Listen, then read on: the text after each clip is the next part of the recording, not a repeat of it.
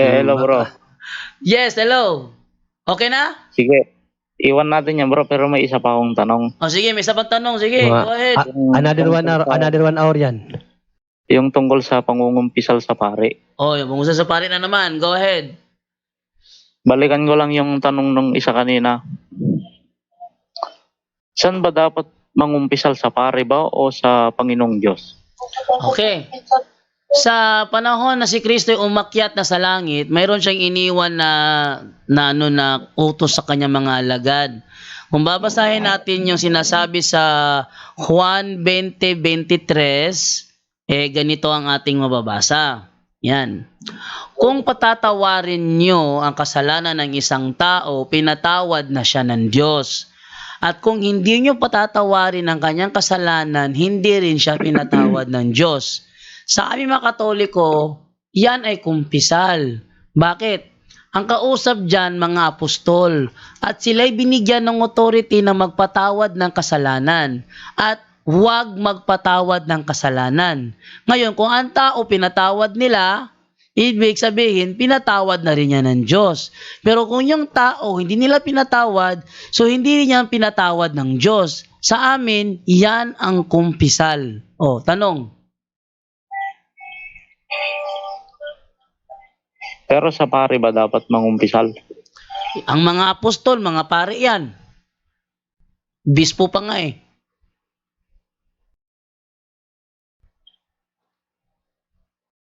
Paano ka ba tatawarin kung ayaw mong humingi ng tawad? At saka, authority ano, tingnan mo, kung patatawarin ninyo ang isang tao, pinatawad na siya ng Diyos. At kung hindi nyo patatawarin ng kanyang kasalanan, hindi rin siya pinatawad ng Diyos. Napakalino na authority yan na magpatawad at hindi magpatawad. Walang ganyan sa protestante, bro. Walang ganyan. Katoliko lang.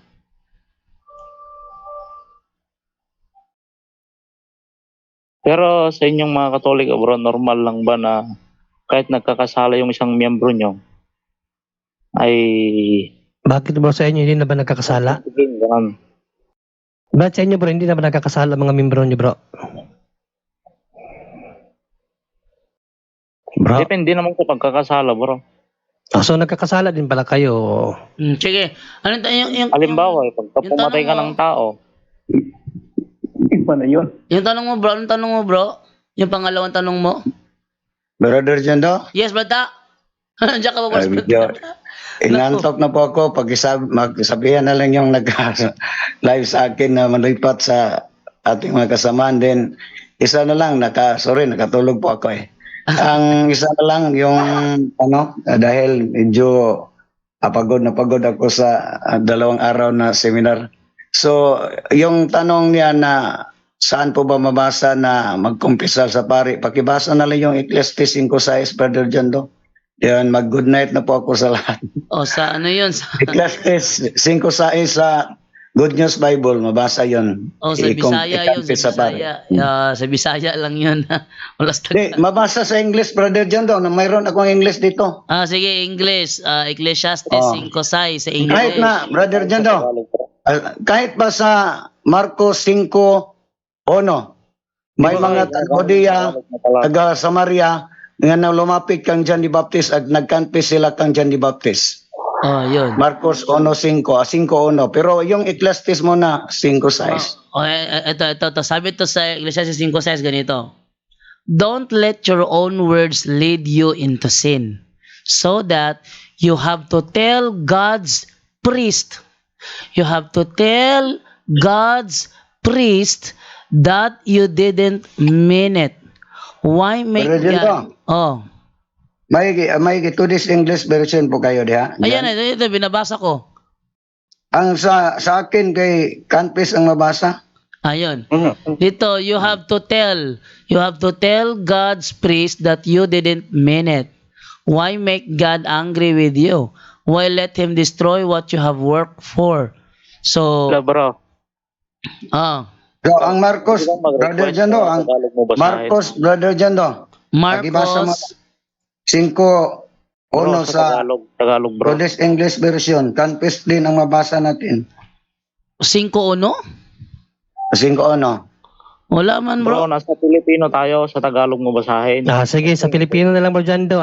Pakibasa bro Jando ang Leviticus 5 sa 5 hanggang 6 sa ang Biblia version. Tagalog. Para maunawaan mo bro, bakit sa pari magkukumpisal. Levitico, ano yun? Levitico? Leviticus 5:5-6 tapos Leviticus 7:7. Ang Biblia. 5:5 hanggang 6. Okay. Yan nating unahin kung bakit pari, no? Kasi diyan sa talata na yan malinaw kung bakit pari. At mangyayari na pagka siya'y magiging makasalanan sa isa sa mga bagay na ito, ay kanyang isasaysay yaong kanyang ipinagkasala. Ano daw sabi bro Jando? Isa-sa-isa ang kanyang mga pagkakasala saan? Patuloy. Isasaysay yaong kanyang ipinagkasala. At dadalhin niya sa Panginoon ang handog niya dahil sa pagkakasala. Dahil sa kasalanan ng pinagkasalanan niya ay isang babae na kinuha sa kawan, isang kordero, isang kambing na pinakahandog dahil sa kasalanan. At itutubos sa kanya ng saserdote tungkol sa kanyang kasalanan. Saserdote. So, itutubos ng saserdote. Ibig sabihin saserdote pari 7:7. 7:7. Okay, 7:7 naman. Sabi naman, kung paano ang handog dahil sa kasalanan ay gayon ang handog dahil sa pagkakasala, ang dalawa ay may isang kautusan. Mapapasa sa saserdoteng tumutubos. Yan ang trabaho ng pari, bro. Tagatubos ng ating kasalanan. Dahil sila po ang binigyan ng Diyos ng otoridad na magpapatawad sa ating kasalanan. Dahil ang Diyos sa atin, kung tayo direktang lalapit sa Diyos sa ating mga kasalanan, bro, hindi tayo pakikinggan ng Diyos. No? Pakibasa bro dyan sa Isaiah 59:2. Isaiah 59:2. Ito naman ang sabi. Ang masasama ninyong gawa ang dahilan ng pagkawalay ninyo sa Diyos. Nagkasala kayo kaya hindi nyo siya makita at hindi niya kayo marinig. Yan, kaya walang saysay ang paghingi natin ng patawad sa Diyos sa ating makasalanan dahil hindi niya tayo marinig. Yan gagamitin mong talata sa unang 1:1 sa original Greek bro, walang Diyos. Basahin mo nga bro Jando ang unang 1:1 kasi yan, dyan siya kukuha eh. Sa unang Juan 1:10. 1:10, oo. Okay, unang Juan 1:10 ang sabi ganito. Kung sinasabi natin hindi tayo nagkasala, ginagawa nating sinungaling ang Diyos. 9 bro, 9. 9. Okay. Subalit, kung ipinahayag natin ang ating mga kasalanan, patatawarin tayo ng Diyos sa mga ito. Yan. At lilinisin tayo sa lahat ng ating kasalanan sapagkat siya'y tapat at matuwid. Yan, no? Dapat daw doon sa Diyos. Yan ang ginagamit ng talata. Pero basahin mo sa English bro Jando kung may nabanggit bang Diyos. Sa KJV. English, okay. Sabi sa English ganito. If we confess our sins, He is faithful and just to forgive us our sins and to cleanse us from all unrighteousness. Wala namang sinabi na lumapit ka sa Diyos eh. He is faithful kasi faithful naman ang Diyos sa kanyang mga salita. Pero saan niya ipapakita yung kanyang faithfulness? Doon sa mga pari. Oh, yun. Yung, Malinaw naman yung sa... Samuel. Yung Samuel, bro? Ikalawang Samuel 12... Ano yun? 12:12? Bro. Sige, try mo bro. 12:12 ba yun ng Samuel? Eto. Hindi. Sabi ng sundalo dito ni Cristo. Eto, 12:13. Pilipino daw ayaw ng English. 12:13 pala, 12:13. Ito sabi 12:13. Sinabi ni David kay Nathan, ayan. Nagkasala ako sa Panginoon. Sumagot si Nathan, pinatawad ka na ng Panginoon at hindi ka mamamatay sa kasalanan ginawa mo. J. Corpus, tanungin ko lang klaruhin ko lang itong talatang ito ba kumpisal?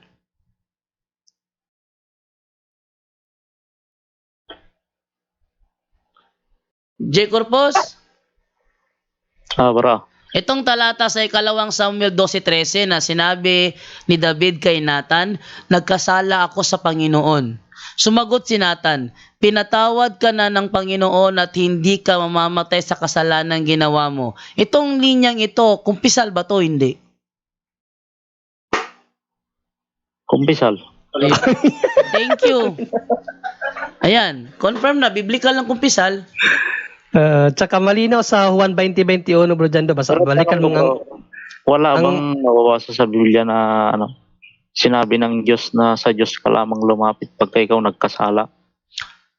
Yun na Lalapit nga, ka naman bro. talaga sa Diyos, bro, pero sa pamamagitan ka ng mga pari. Sa pamamagitan ng pare, kaya nga 2021 nga ng Juan, bro, dyan, do? Ha? 2021 ng Juan. O, sige. Napakalinaw dyan, eh. Juan 20:21. Okay. Etong sabi sa Juan 20:21. Muling sinabi ni Jesus sa kanila, sumainyo ang kapayapaan. Kung paanong sinugo ako ng Ama, kayo ay isinusugo ko rin. Paano ba siya sinugo ng Ama? Marcos 5:2. Marcos 5:2. Pagbaba ni Jesus sa bangka, sinalubong siya ng isang lalaking galing sa kuwebang libingan. Ang lalaking ito'y sinasaniban ng masamang espiritu. 3.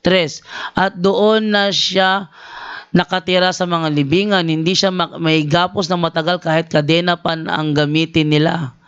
Ilang beses na siyang kinadinahan sa kamay at paa pero nalalagot niya ang mga ito. Wala nakakapigil sa kanya. 4, bro. Yun na nga, nasa 5 na ako.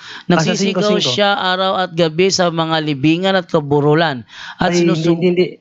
2:5 pala, bro, dyan, sorry. Marcos 2:5. 2:5. Baliktad yata. Oo. Nang makita ni Jesus ang kanilang pananampalataya, sinabi sa paralitiko, anak, pinatawad na ang iyong mga kasalanan. Isa yan sa pagparito ng ating Panginoong Kristo, kapatid, magpatawad ng kasalanan. Balikan mo yung 20:21, bro, dyan, do. Okay, 20:21. Si Kristo na parito, magpatawad ng kasalanan. 20:21. Sumainyo ang kapayapaan. Kung paanong sinugo ako ng Ama, kayo ay isinusugo ko rin. Hindi ba yan malinaw, kapatid? Sinusugo niya rin ang kanyang mga apostol. 23, bro, dyan, do. Paanong pagsugo? Kung patatawarin niyo ang kasalanan ng isang tao, pinatawad na siya ng Diyos. At kung hindi niyo patatawarin ang kanyang kasalanan, hindi rin siya pinatawad ng Diyos. Balik tayo sa dinuguan, bro. Tapos ang dinuguan, ano na yun? Tapos dinuguan na sa kumpisal na tayo ngayon. Pero kanina, kinonfirm talaga niya, kumpisal talaga yun. Correct. Sabi na niya mismo. Kanina, kinonfirm niya, bro, na kumakain din siya ng steak na may dugo. Ngayon, kinonfirm naman niya na kumpisal din yung ginawa ni David. So, magkatulog ka na, brother. Meron po isang talata na huwag mong ilihim sa akin ang iyong ginawa. Asong talata yun? Sinasabi ko nga, bro, meron kasi sa talata na yung dugo, ibubuhos sa lupa at yung tatabunan, sabi.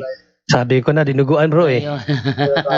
Yung pinagbabatayan nyo ba na yan, bro, J. Corpus, yan ba'y kautusan ni Moises o hindi? Nasa Biblia yan, bro. Yun nga, yan ba'y kautusan ni Moises o hindi? Kautusan ng Diyos. Saan talata yan? Kasi sabi kasi doon sa Old Testament, kautusan ni Moises yon. Kaya kautusan ni Moises kasi utos yun ng Diyos na ipinabigay kay Moises para sa buong Israel. Kaya ang tawag doon, kautusan ni Moises. Kasi binigay ng Diyos kay Moises para sa buong Israel. Ang tawag doon, kautusan ni Moises. Tanong ko, yung pinagbabatayan mo ba kautusan ni Moises? Kung ano yung alam mo, bro, di yun. Kautusan ni Moises nga. Okay, confirm natin. Bro, kasi dahil kinonfirm niya na yun ay kautusan ni Moises. Ayun ang ibig sabihin ng kautusan ni Moises. Tinan mo ha, para patunayan ko sa iyo na yan ang ibig sabihin ng kautusan ni Moises ha. Malakyas 4:4, ang sabi ganito. Ayan na, sabi ganito. Alalahanin ninyo ang mga itinuro ni Moises. Ayan, dito itinuro ni Moises ang mga tuntuning ibinigay ko sa kanya sa bundok ng Sinai upang sundin ng bansang Israel. Dito itinuro ni Moises. Sa ang dating Biblia nakalagay dyan, alalahanin ninyo ang kautusan ni Moises na aking lingkod, na aking iniutos sa kanya sa Horeb para sa buong Israel. Kaya kautusan ni Moises kasi yung kautusan ni Moises, kautusan din yun ng Diyos. Yun na nga. Ang tawag doon, kautusan ni Moises. Ano ang sinasabi sa Gawa 13:39? 13:39 ng Gawa. Etong sinasabi doon. At ang lahat ng sumasampalataya sa kanya ay pinalalaya na. sa lahat ng pagkakasala na mula sa mga ito ay hindi kayo kayang palayain ng kautusan ni Moises.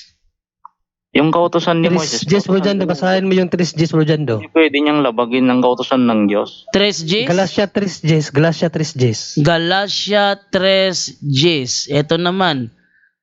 Ang lahat ng nagtitiwala sa pagsunod sa kautusan ay nasa ilalim ng isang sumpa, sapagkat nasusulat, sumpain ang hindi sumusunod sa lahat ng nakasulat sa aklat ng kautusan. Kaya, Hindi ba bro, yung utos ni Moises, utos din yun ng Diyos. Diba? para sa buong Israel nga, tama? Dalawa yan, bro. Dalawa. Wait lang. Yung kautusan ni Moises, utos nga yun ng Diyos para sa buong Israel, tama ba? Lahat ng utos ng Diyos. O, para utosan sa ni buong Moises. Israel. Nasa Israel ba tayo ngayon?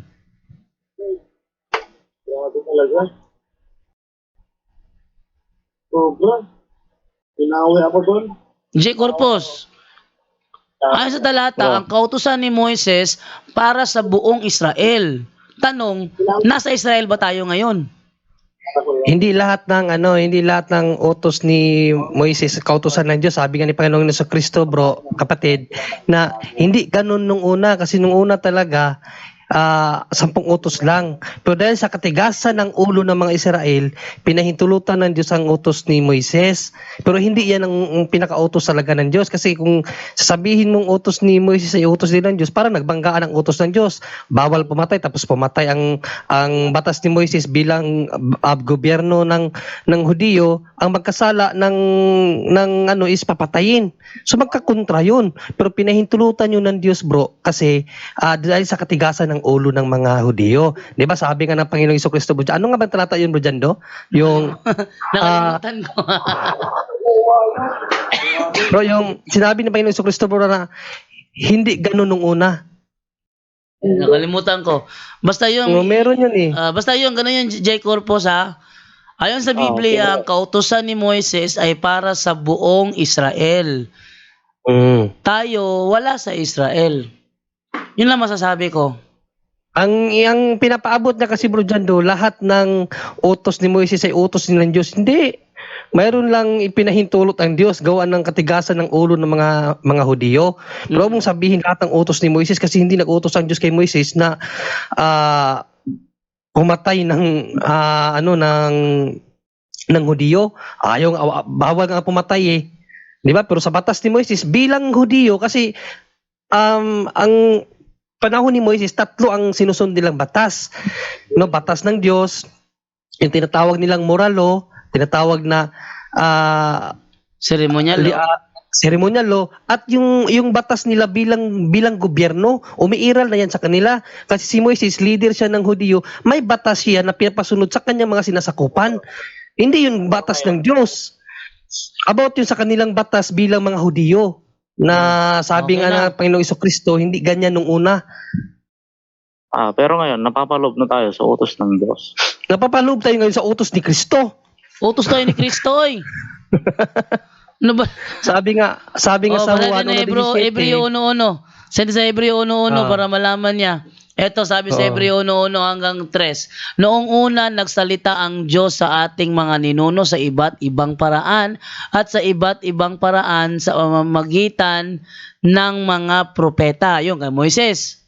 Ngunit sa mga huling araw na ito, huling araw, siya'y nagsalita sa atin sa pamamagitan ng kanyang anak. Saka yung Anak. 17 ng Juan, bro Jando. Oh. Yun nga. At ito naman, unang Juan 3:23. Yan, unang Juan 3:23. Anong sabi rito? Ito ang kanyang utos. Sumampalataya tayo sa kanyang anak na si Jesucristo at magmahalan tayo gaya ng iniutos ni Kristo sa atin. So hindi kasama dito yung mga gusto mong kautusan. Ang sa atin ngayon, bro, kautusan ni Kristo. Ito ha, Galatia 6:2. Ayan, tingnan mo ha. Ito, magtulungan kayo sa pagbuhat ng pasanin ng bawat isa sa gayong paraan ay matutupad ninyo ang kautusan ni Kristo. Aba, pag tayo pala, J. Corpus, nagtutulong-tulungan sa halip na magbangayan, natutupad natin ang kautusan ni Kristo. Kahit pa kumain kami ng dinuguan, kayo hindi. As long as tayo'y nagtutulungan, natutupad natin ang kautusan ni Kristo. So, hindi nga counted yung dinuguan dito. Sige bro, ito na huling tanong ko bago kan. Another 1 hour yan. Huling tanong na lang ha, dahil masyado na mataas yung binigay ko extension para yun sa'yo. Special ka ngayong gabi. Sige, nag-extend tayo para sa'yo. Sige, go. Maraming salamat. Di ba, nagsa-sign of the cross ba kayo? Bro, mga 2 oras yan, bro. Nagsa-sign of the cross ba daw tayo? Yes, bro. Nagsa-sign of the cross kami, bro. Nasa Bible ba yun, bro? Nasa Bible ba yung sign of the cross? Oh, eto. Binasa nga. Tatak ngayon mo dyan doon ng Diyos sa kanyang bayan eh. Ito. Wala natin, Ezekiel 9:4. Oh, Ezekiel 9:4. Ayan. Gagamitin ko naman ito yung binasa ni Ramil Parba sa New Jerusalem Bible. Ang sabi ganito, and Yahweh said to him, go all through the city, all through Jerusalem, and mark a cross on the foreheads of all who grieve and lament over all the loathsome practices in it. Sa Bisaya niyan, sa Biblia, sa Kristohanong Katilingban, nakalagay dyan, timaan sa cross o sign of the cross. Oh, so... Tagalog, bro. Tagalog, wala sa Tagalog yan. Binasa ko nga New Jerusalem Bible. Sabi mo kasi, saan mababasa? Di binasa ko kung saan mababasa. Wag mo kong hanapan doon sa hindi siya mababasa. Dahil ang tanong mo kasi, saan mababasa? Parang ganito ba? Bro Dando, napansin ko yung tanong niya, ipapabasa niya sa Tagalog ang sign of the cross. English naman yung sign of the cross, bro. Huli! Bro, ito bro bigyan kita ng linaw Ang iglesia, binigyan ni Kristo ng otoridad. Yan ay nasa Mateo 18:18. Ang sabi ni Kristo ganito, tandaan ninyo, anumang ipagbawal nyo sa lupa, ipagbabawal sa langit. At ang ipahihintulot nyo sa lupa, ipahihintulot sa langit. Ngayon, ang haligit sa ligan ng katotohanan, yung iglesia. Sila ang binigyan ng pahintulot, ng authority na magpahintulot at magbawal. Ang tanong, ipinapahintulot ba, Brother Romel Palma, ng iglesia dito sa lupa ang sign of the cross? Yes. Yes. Dahil pinapahintulot ng iglesia sa lupa ang sign of the cross, sabi sa Mateo 18:18, ano man ang ipahintulot nyo sa lupa, ipapahintulot sa langit. Ngayon, pinahintulot ng iglesia sa lupa ang sign of the cross. May pahintulot ba sa langit yan, Brother Romel? Yes. Meron yan. At saka bro Janda, may tanong ako sa kanya. Una bro, basahin mo nga muna bro ang 7:2 ng Apokalipsis Tagalog kasi ayaw niya ng English. Tagalog. Anong version? Ang Biblia kasi dyan sila eh. 7:2, okay. At nakita ko ang ibang anghel na umakyat mula sa sikatan ng araw na taglay ang tatak ng Diyos na buhay. Yan, may pantatak ang anghel na buhay at kung babalik kami yan sa uno, mga tao ang tinatakan. Basahin mo bro Jando ang 3:18 ng Filipos. Filipos 3:18. Okay, ang sabi naman ganito. 3:18 ng Filipos, sapagkat marami ang nagsisilakad na siyang madalas na aking sinabi sa inyo at ngayon sinasabi ko sa inyo na may pagiyak na sila ang mga kaaway ng krus ni Kristo. Sino ngayon bro ang kaaway ng krus ni Kristo? Yung tinatakan o yung walang tatak?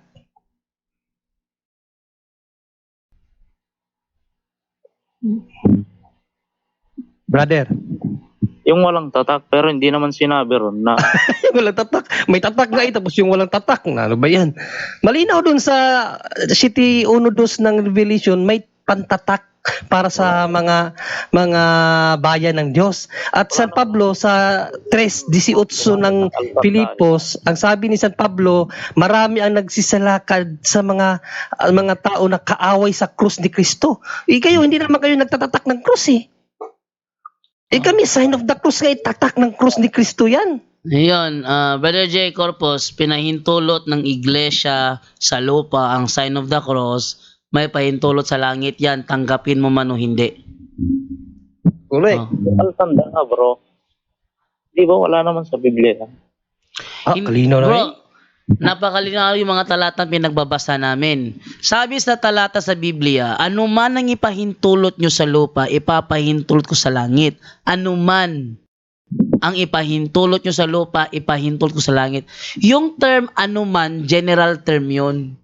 At isa sa ipinahintulot sa lupa, yung sign of the cross. Kaya maliwanag yon, may pahintulot sa langit yon, yung sign of the cross. Bakit kami nasa sign of the cross?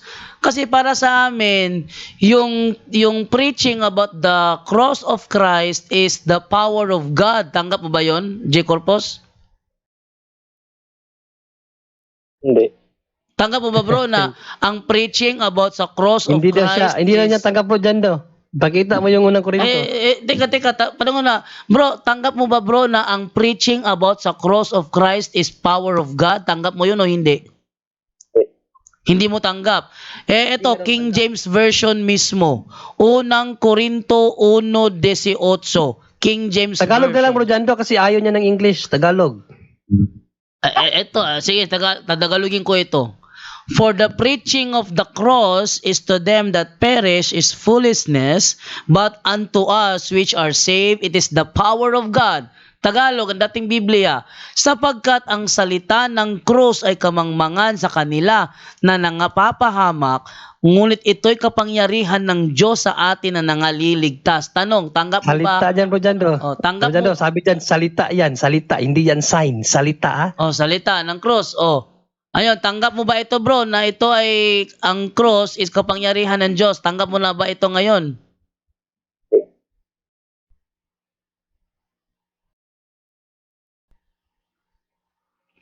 Jay? Hindi bro. Jay Bro, Corpus. si San Pablo bro, nung nangaral si San Pablo, ano ang ipinagmamayabang niya? Yung walang cross o yung cross ni Kristo? Kasi kahit kailan yung mga apostol di naman nag-sign of the cross. Kaya nga, ito nga yung tanong ko sa iyo bro. Nung nangaral si San Pablo, ano ang ipinagmamayabang ni San Pablo? Ang cross ni Kristo o ang hindi cross ni Kristo?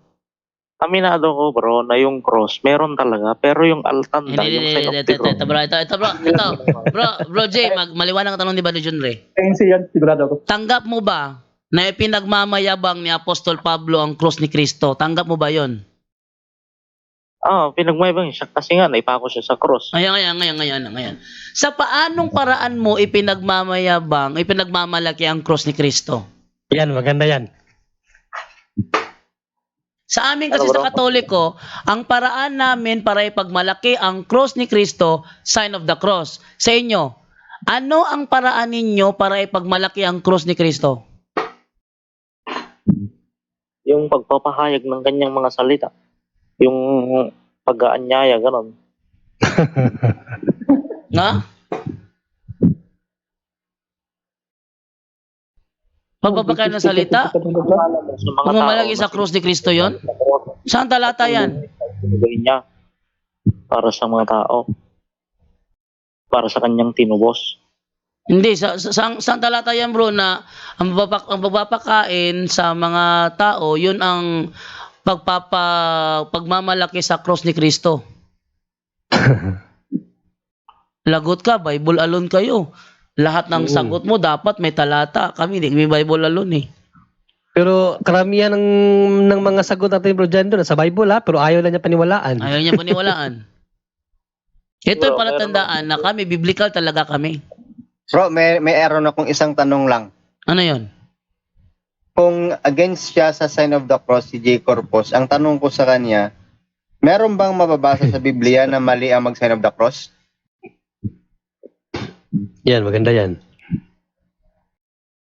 Wala kang mababasa sa Biblia pero wala Okay. kang mababasa Pwede sa pala Biblia. bro, dyan doon mag-sign of the cross, wala namang nababasang mali. Bro, J. Corpus, pag kami ba nag-sign of the cross, meron ba kaming nalalabag na kautosan? Pero mayroon akong nabasa sa talata nun na Bawal mag-sign of the cross. ang tumatanggap ng altanda, sabi, Tanda naman ng halimaw yun, bro. Saan yung tumatanggap daw ng antanda? Antanda is sign of the cross. Saan? Saan mabasa? Sige. Mabigyan natin siya. Yung tutukoy niya ngayon yung sa Revelation. Sige bro.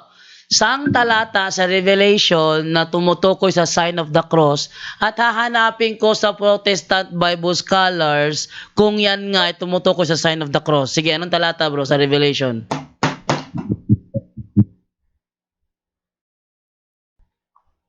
Trisi 18 yan, bro, dyan, sigurado ako. Tatak yan sa halimaw, hindi naman halimaw ang... Yun na nga.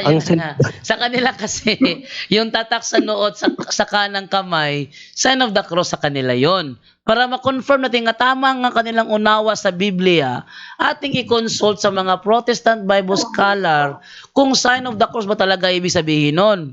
Sige, Brother J. Corpus, saang talata yun? I-consult ko sa mga Bible scholar kung sign of the cross ba talaga yun. Saang talata yun, bro? sa bro, sa talata, di ba sabi ko nga kanina, nakalimutan ko na, pero 13:18 yan, bro, dyan doon, ang Revelation, turuan na lang natin. Revelation 13:18. O, sige. Tingnan natin sa Revelation. I-confirm lang ha, kung ito ba talaga tinutukoy mong talata ha. 13:18, the book of Revelation, na sabi ganito. Dito'y may karunungan. Ang may pagkaunawa ay bilangin ang bilang ng hayop, sapagkat siyang bilang ng isang tao at ang kanyang bilang ay 666. Ito ba? Di, yung ano, bro, yung may tatak ng halimaw, bro. 17. At nang huwag makabili o makapagbili ang sino man kung hindi siya mayroong tanda sa makatuwid ay pangalan ng hayop o bilang ng kanyang pangalan. Ito ba yung tanda? Sinasabi mo, bro? Ito ba yung tanda? J. Corpus, ito ba yung tanda? Sinasabi mo? hindi yan bro, iba yan. 16. At ang lahat, maliliit at malalaki, at mayayaman at mga dukha, at ang mga laya at ang mga alipin ay pinagbigyan ng isang tanda sa kanilang kanang kamay o sa noo. Ito na yun, bro. Yan. 13:16 of Revelation, ito na ba yun? Iba yan bro, iba. Ito. Meron kasi akong basta alam ko. Wala namang, bro, walang ibang objection sa cross maliban sa Revelation 13:16 to 18, yan yun. Kasi baka meron siya. Sa kanya baka meron. Ay, din naman ng alak atin, ng kagalitan ng Diyos, sabi. Kagalitan ng Diyos, ano yun? Alak ng kagalitan ng Diyos, sabi niya. Sabi ni Princess Naomi Narumi, ano ba yung nagtatanong, parang hindi siya handa? Palagi naman yung ganyan, sister. Lahat ng nakakapasok sa punto por punto, pagdating sa tanungan, palaging hindi handa. Ito kasi yon. Ba't sila hindi handa? Kasi, ang kanilang pastor, pag nangaral sa kanila, feeling nila, ang gagaling na nila. At tayo, wala tayong kaalam-alam. Mangmang tayo sa Biblia pag silang nagsalita. Kaya yung mga Katoliko na nakakonvert sa ibang relihiyon, akala nila talagang mangmang tayo sa Biblia. Pero totoo, hindi lang niya pinagbigyan ng panahon na siya mag-aral ng Biblia. Correct. Nalipat ng ibang reliyon. Tapos sabi niya, mangmang Katoliko, walang alam ang Katoliko. Mga Katoliko kami dito pero nahihirapan ka, J. Corpus. Hindi pa nga nakapuntos, bro, eh. Lahat ng mga tuligsa niya, inamin niya na ginagawa nila. At saka on live tayo ngayon na yung mga tanong mo hindi lahat umubra. Yung expectation mo na magwawagi ka sa talakayang ito hindi nangyari. Ayan yan na advice sa mga protestante, huwag kayong masyadong sa sarili nyo na ang gagaling nyo na. Yan ang sinabi ni Alfie Angeles na feeling nila sa MCGI, refer sa MCGI, ang feeling nila is ang gagaling na nila pero totoo walang alam yan. Bro, mag-aalauna na kasi sa akin, bro, baka pwedeng tapusin na natin. Sige, tapusin na natin to. anyone can claim the statement of the Bible because we can do a private interpretation. Kining ako mga kaigsunan nga gipabarog nga usa ka haligi nganong matuod ang simbahan tungod kay gitukod ni Kristo. Dili tungod sa pagkamabasa, dili tungod sa karakter, dili tungod sa ngan, usara ang haligi nga kung gipabarog nganong nahimong tinuod ang simbahang Katoliko way laing rason tinukod sa atong Ginoong Hesus-Kristo. Talakayan to, hindi bara-bara, katotohanan lang, walang palusot. Para sa mesa ng usapan, di kami nag-aaway. Puro talakayan, hindi banggayan ng patay malisay. Aral hinahimay, parang beats na nire-replay. Truth ang target namin, hindi hypo display. Bawat teksto sinisilip, context yan di pwedeng ipinipilit. Doctrine na solid, hindi fake, hindi boses ng Diyos, di namin gustong i-credit. Doktrina flow, hasal ng pag-iisip, salita ng Diyos, yan ang aming inisip. Uhaw sa turo, kaya kami nagdidip sa talakayan, truth ang pinanghahawakan. Keep it! Doktrina flow, hindi ito laro. Pag-unaway tumatagos hanggang buto. Sa bawat linya, puso ang sumisigaw. Katotohanan lang, walang bawal, walang bawas raw. May tanong, sige lapag mo, let's go. Di kami takot sa debate na may respeto. Espiritu ang guide, parang beat na smooth ang tempo. Pag may liwanag, lahat ng shadow nagme-melo. Hindi kami nagmamarunong nag-aaral lang. Pag may gap sa mind, Diyos ang pumuno niyan. Ang Iglesia ng Diyos mula Espanya papuntang Pilipinas. Dapat malinaw yan. Hindi kompetisyon, hindi kami nagrarime para lang manalo. Puso ang puhunan, hindi bara-bara ang palo. Truth ang goal, yan ang tunay na trono. Doktrina flow, hasal ng pag-iisip, salita ng Diyos, yan ang aming inisip. Uhaw sa turo, kaya kami nagdidip sa talakayan, truth ang pinanghahahakan. Keep it, doktrina flow, hanggang dulo go. Liwanag ang bit-bit, hindi ego. Sa doktrinal na usapang totoo, The pillar and foundation of the truth is the church, and the Catholic Church is the church founded by Jesus Christ. Then, asay inyong pilion.